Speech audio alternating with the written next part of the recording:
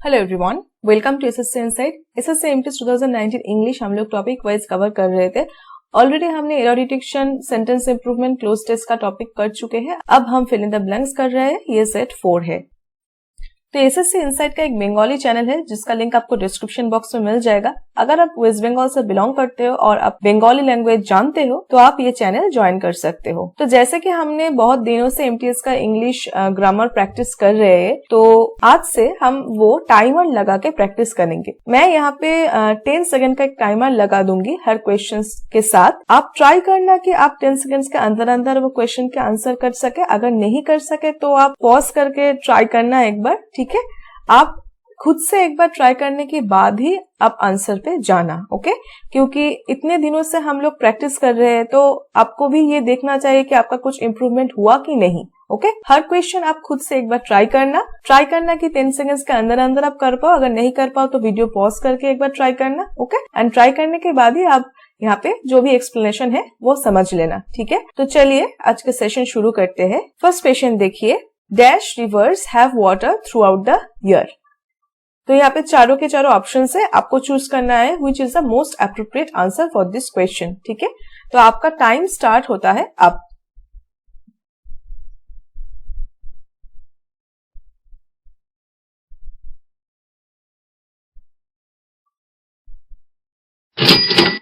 Okay, your time is up.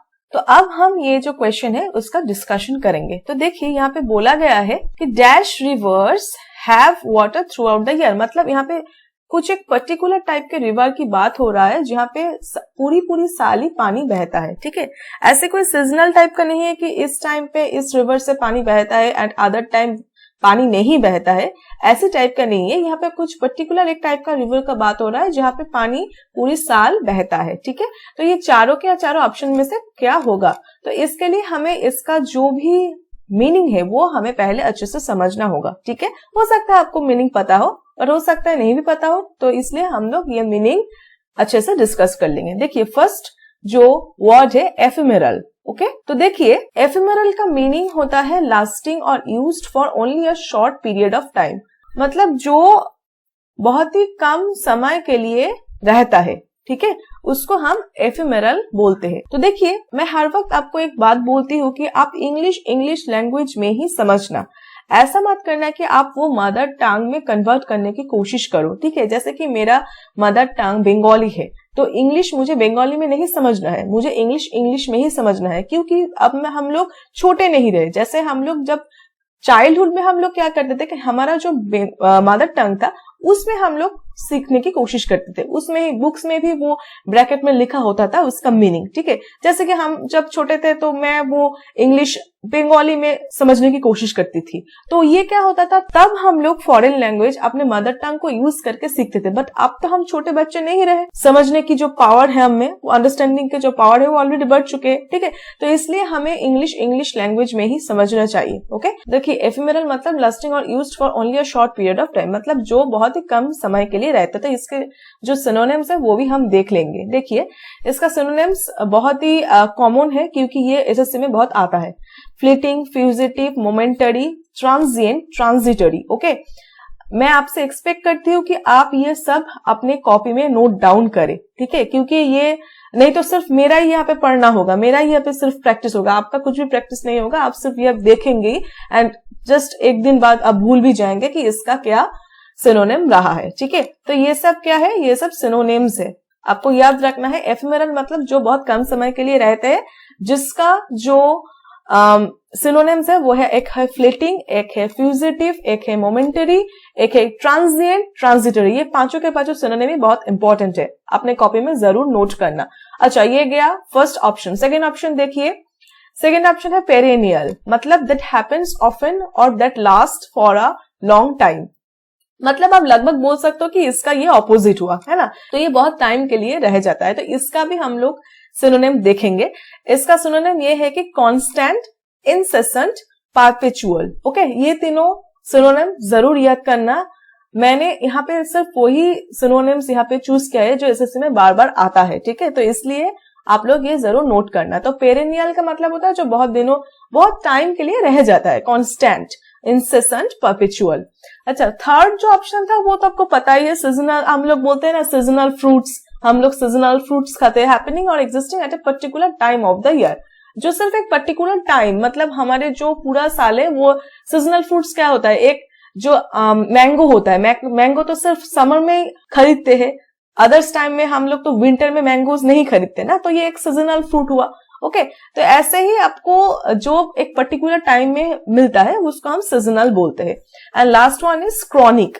Chronic मतलब that continuous for a long time, but ये इसको आप ये इसके साथ मत कंफ्यूज हो जाना। क्रॉनिक मतलब it continuous for a long time, but it's specially for a disease और अ प्रॉब्लम। हम बोलते हैं ना, ऐसे बोलते हैं कि क्रॉनिक डिजीज, ऐसे बोलते हैं ना, क्रॉनिक डिजीज मतलब जो डिजीज हो गया तो वो आपके पूरे जीवन वो चलता रहेगा। ऐसा अगर कुछ डिजीज होता है तो हम वो क्रॉनिक डिजीज बोलते हैं, that continuous for a long time. ठीक है, तो अब तो हम ये चारों के चारों ऑप्शंस पढ़ चुके हैं, तो आपको इनमें से कौन सा आपको लगता है कि आंसर होना चाहिए? देखिए, हमें यहाँ पे चाहिए कि ऐसा कोई रिवर जहां पे सारी पूरी साल पानी बहता है, मतलब ये लॉन्ग टाइम के लिए हम लोग बोल रहे हैं। ठीक है, तो यहाँ पे लॉन्ग टाइम कौन सा है? ये सेकेंड वाला है, दैट हैपेंस ऑफन और that last for a long time. Okay, so इसका आंसर यही होगा second one, perennial rivers have water throughout the year. इसका एक अलग सा हम बोलते भी है, पेरेनियल रिवर्स का एक मतलब भी होता है, वो भी आप देख लीजिए। Perennial river can be defined as the river with the continuous flow throughout the year. ये एक पर्टिकुलर रिवर है with continuous flow through out the year, जो पूरी साल में वहां पे पानी बहता है। एकदम मीनिंग एकदम मैच हो गया। ठीक है, तो आई थिंक आपको ये क्लियर हो गया। Okay, so second one is the correct option. Next देखिए, ओके, सेकंड क्वेश्चन देखिए, our salaries dash increase over the years. तो your time starts now.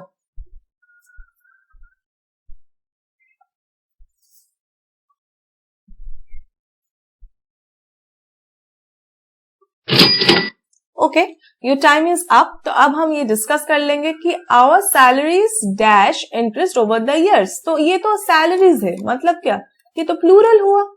Okay, plural हुआ, तो यहाँ पे हमें क्या बैठना होगा, यहाँ पे हैव होगा, सिंपल है। Our salaries have increased over the years. अब ये मत बोल देना कि ये तो प्लूरल है तो ये तो आर भी हो सकता है। तो देखिए, अगर ये आर होता, मतलब our salaries are increased over the years, मतलब ये एक पैसिव टोन में चला जाता है, आर इंक्रीज्ड बाय समवन। ठीक है, बट यहाँ पे ये केस नहीं है। क्यों नहीं है? आप ये लास्ट वन पढ़ लो तो आप समझ जाओगे। ओवर द ईयर्स मतलब ड्यूरिंग दिस टाइम ऐसे बोल सकते हो। ठीक है, मतलब इन दैट मीन टाइम, मतलब इन सालों में हमारा जो सैलरी था वो बढ़ चुका है। ओके, यहाँ पे परफेक्ट है, प्रेजेंट परफेक्ट है। ओके, हमारा जो सैलरी है वो बढ़ चुका है। ओवर द ईयर्स मतलब कि during, in this time. Okay, तो ये प्रेजेंट परफेक्ट हुआ, इसलिए first one is the correct option. ठीक है, our salaries have increased over the years. Okay, so next question में चलते हैं। You have to do dash intensive training to become a nurse. Your time starts now.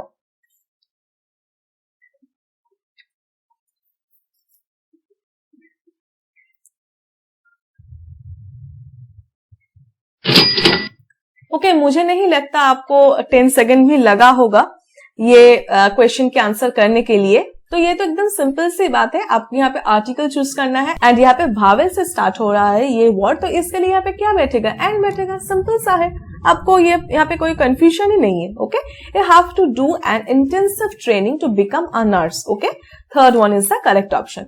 Next question में चलते हैं। She is highly skilled dash dealing with difficult customers. Your time starts now.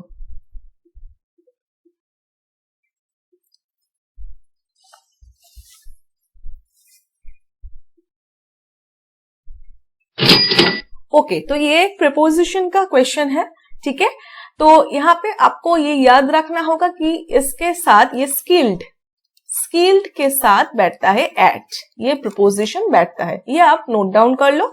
She is highly skilled at dealing with difficult customers. Skilled at something. Okay, skilled at कुछ particular area में वो skill होगा। Okay, तो इसलिए skilled at something. तो यहाँ पे क्या, स्किल्ड एट क्या, डीलिंग विथ डिफिकल्ट कस्टमर्स। सो यहाँ पे third one is the correct option. Next question में चलते हैं. In some disputes, face-to-face talk can dash the issue. Your time starts now.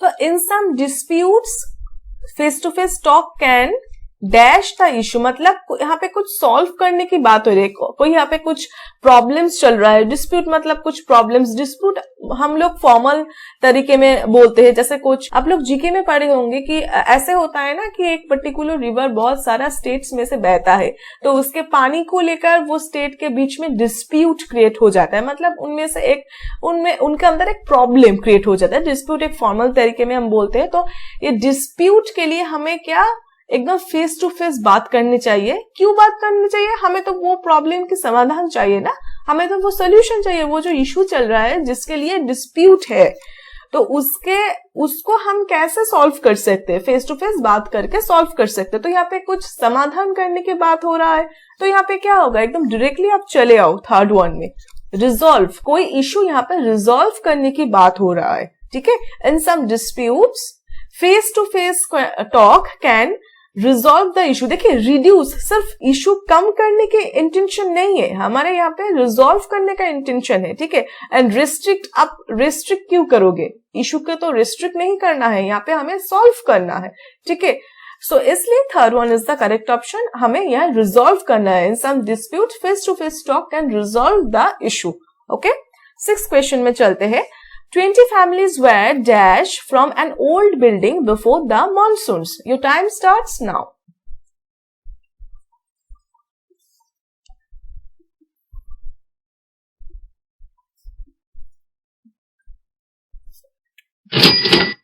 तो देखिए, यहाँ पे बोल रहे हैं कि एक ओल्ड बिल्डिंग से 20 फैमिलीज को मॉनसून के पहले, तो क्या होगा, उनको निकाल दिया गया होगा. Okay. 20 families were dashed from an old building before monsoon. मतलब बारिश आने के पहले 20 फैमिली को एक ओल्ड बिल्डिंग से निकाल दिया गया है. एकदम सिंपल से यहाँ पे सेंस बन रहा है. आपको ये ऑप्शंस देख के आपको समझने की जरूरत भी नहीं पड़ेगा. तो देखिए, फर्स्ट वन क्या है, इरेज. इरेज मतलब क्या होता है, रिमूव होता है. तो यहाँ पे रिमूव की बात नहीं है, मतलब इरेज, रिमूव की तो बात है, बट इरेज का जो सेंस बनता है वो यहाँ पे नहीं होगा. यहाँ पे होगा इवैक्यूएटेड. इवैक्यूएटेड का मीनिंग आपको पता होगा, फिर भी मैं आपको एक बार बता देती हूँ.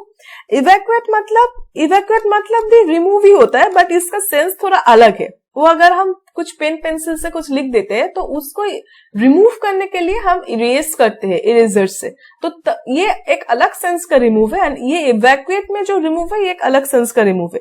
Okay. Remove someone from a place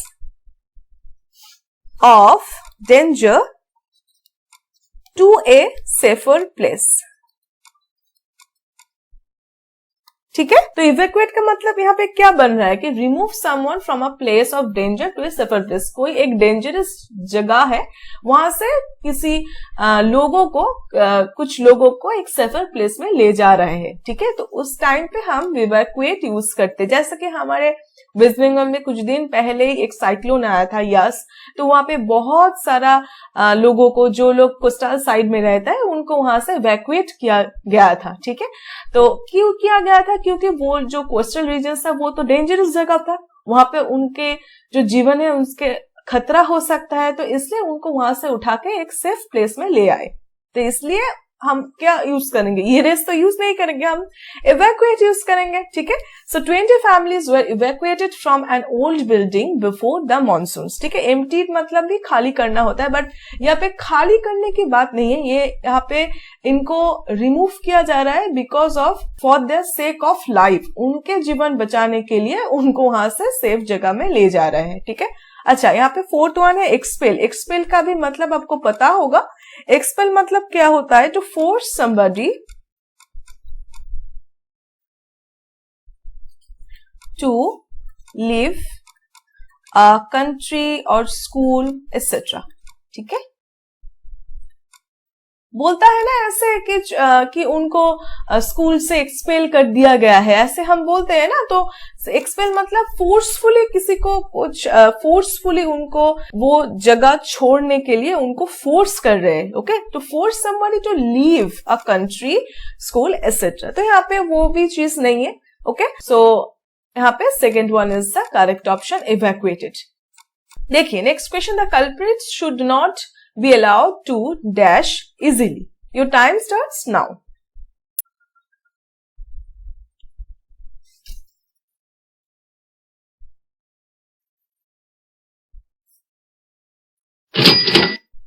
अच्छा, तो देखिए यहाँ पे जो है चारों के चारों फ्रेजल वर्ब है, जो कि प्रिपरेशन में बहुत ही डिस्टर्ब करते रहते हैं। मेरे तो प्रिपरेशन में बहुत डिस्टर्ब करते थे ये फ्रेजल वर्ब्स, हर एक दिन नए नए फ्रेजल वर्ब्स आ जाते थे। ठीक है, तो हमें क्या करना है, ये चारों के चारों फ्रेजल वर्ब का मतलब हमें पहले समझना है, उसके बाद तो हम आंसर कर ही लेंगे ना। तो देखिए फर्स्ट जो है गेट इन, गेट इन का मतलब होता है अराइव एट ए डेस्टिनेशन। अब कोई डेस्टिनेशन में आप अगर पहुंच चुके हो, अराइव कर चुके हैं, तो आप तब आप यूज कर सकते हो गेट इन।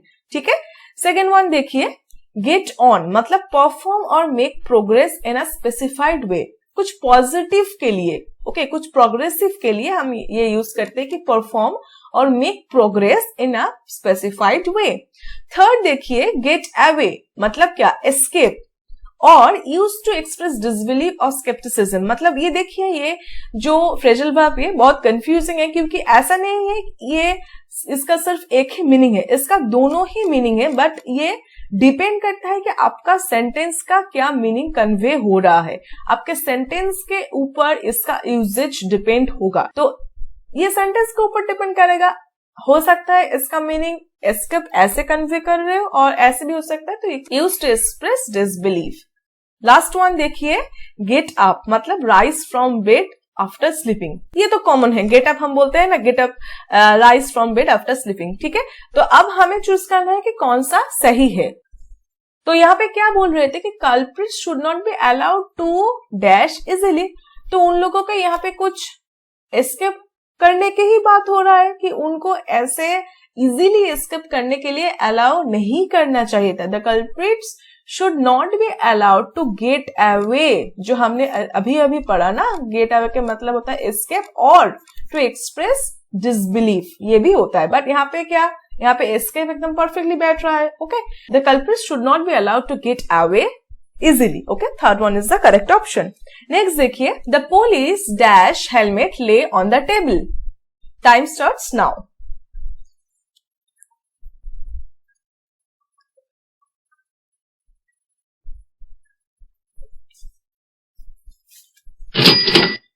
देखिए ये हेलमेट से आपको समझ आ जाएगा कि यहाँ पे एक ही पुलिस ऑफिसर की बात हो रहा है। तो ये जो हेलमेट है ये किसका है, ये पुलिस ऑफिसर का है।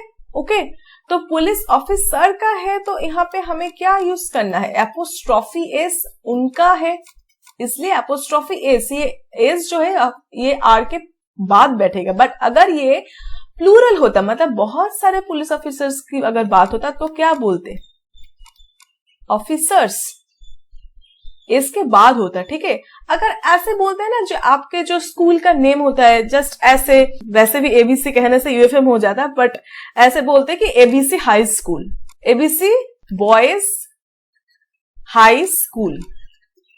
ठीक है, तो इसमें ये जो बॉयज है ना, यहाँ पे एपोस्ट्रोफी एस इसके बाद बैठता है। यहाँ पे तो कोई एक पर्टिकुलर बॉय तो नहीं पढ़ता है, ये बहुत सारा बॉयज यहाँ पे पढ़ता है। ठीक है, तो यहाँ पे बॉयज जो एस के बाद ये एपोस्ट्रोफी एस बैठता है। यहाँ पे भी अगर बहुत सारे ऑफिसर की बात होती तो ऑफिसर्स एस के बाद एपोस्ट्रोफी बैठता, बट यहाँ पे तो हमें ये सेंटेंस पढ़ के ही समझ आ रहा है कि यहाँ पे एक ही ऑफिसर की बात हो रही है।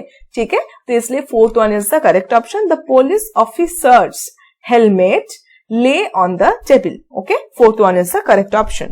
Ninth question देखिए, there is no dash the company's profit in the report. Your time starts now.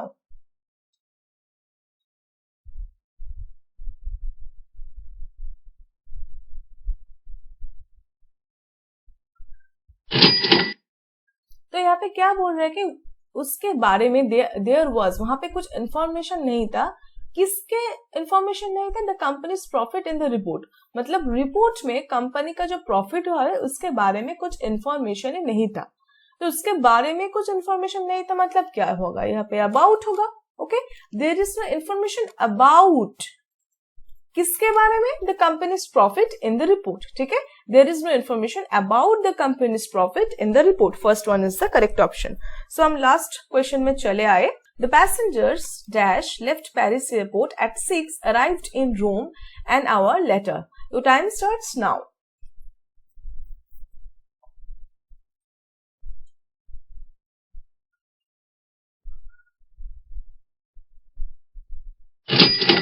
Okay, the passengers dash left Paris airport at 6, arrived in Rome an hour later. तो मतलब जो passengers जिन्होंने Paris airport 6 बजे छोड़ा था, उन्होंने 1 घंटे बाद रोम में उन्होंने अराइव किया है। ओके, तो उन्होंने 6 बजे पेरिस एयरपोर्ट छोड़ा था और उसके बाद 1 घंटे बाद ही उन्होंने रोम में अराइव किया है। बट द पैसेंजर्स जिन्होंने मतलब क्या, यहाँ पे तो इंसान है, लिविंग बीइंग है, तो यहाँ पे हम हु यूज करेंगे। ठीक है, हु।